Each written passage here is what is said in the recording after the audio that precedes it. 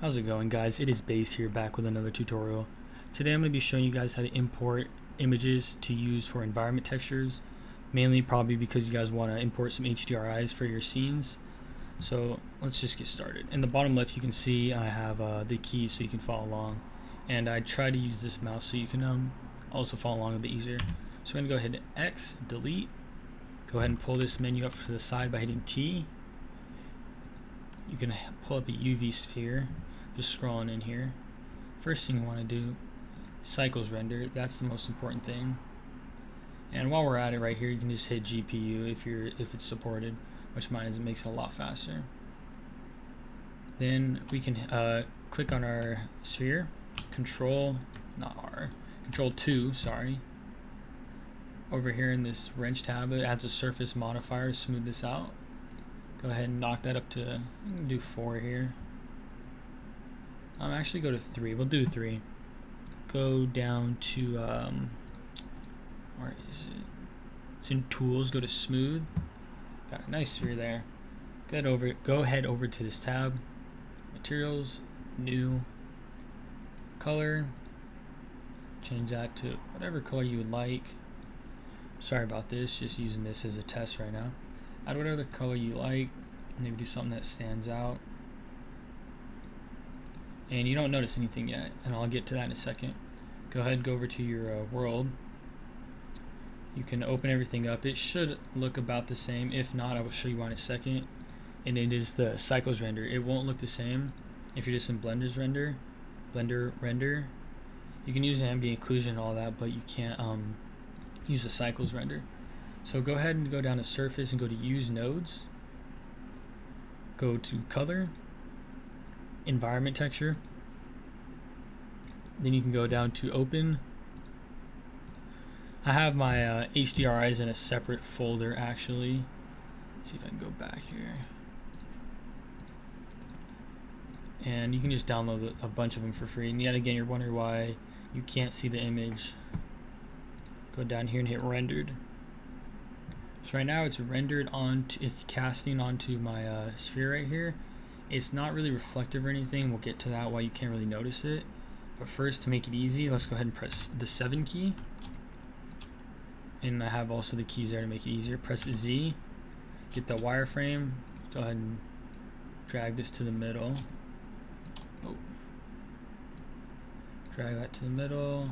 Shift middle mouse button to drag the screen. And go ahead over here to create, and then plane. I'm gonna go ahead and just drag the plane here, scale that up a bunch. That should be alright. From the side, by hitting the 3 key, we notice our sphere isn't high enough, so that should be alright. Go back down here to rendered. Alright, we're getting some shadows there, so that was looking pretty good. So now we can go down here to Ambient Occlusion. Ambient Occlusion is really cool. I don't know too much about it, but it's like ray tracing, and it casts like fake shadows to make things look like more realistic. If you learn how to use it, it works really well.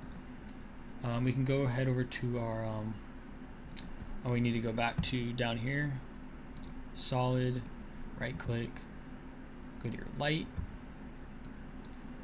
just kind of scale this back a little bit. You can adjust this how you want. It shows you preview here. You don't need to mess with it too much. But I'm going to go back to the world. Ambient Occlusion's on.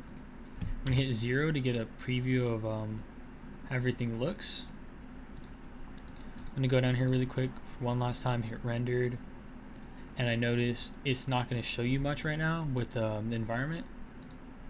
So I'm going to go ahead and, where did my material go? There we go. So we need to go up to here, instead of diffuse, we need to add a anisotropic BSDF. Just for this one, for a test, so you can start to see how things start to reflect here. And you can adjust the roughness to make it really like stainless steel type grainy. You can bring it down to like 0.1, which I like. The rotation changes the background. I don't want to mess with that, or the HDR Eye. You can go ahead and hit F12 for the render really quick. And as it's loading up, you can start to see the image come together, and you can see how the background HDR Eye is starting to, you know, cast this reflections in images. So if you're making like a model in a scene, you need realistic reflections and all that. This is something like you can do to make it look really good. And the ambient occlusion, you can kind of notice with the shadows, kind of makes it look a little bit more realistic. And I believe that is it for the tutorial. You shouldn't need to do anything else for that. It's pretty simple. If you want to go back and tweak it, just hit escape. Sorry, hit the wrong button. Hit escape, but I have to hit F12 to get away from the zoom. And you can tweak it by changing the textures. So let's right click that. You can, instead of anisotropic, you can go down here to go to glossy.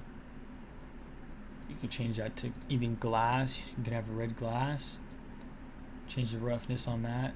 So it's all up to you. You can really do what you want with it, but it's something cool to learn when you're making models, so it'll be useful for you. So I hope that helped you guys, and thank you for watching. Make sure to subscribe, and I'll see you next time.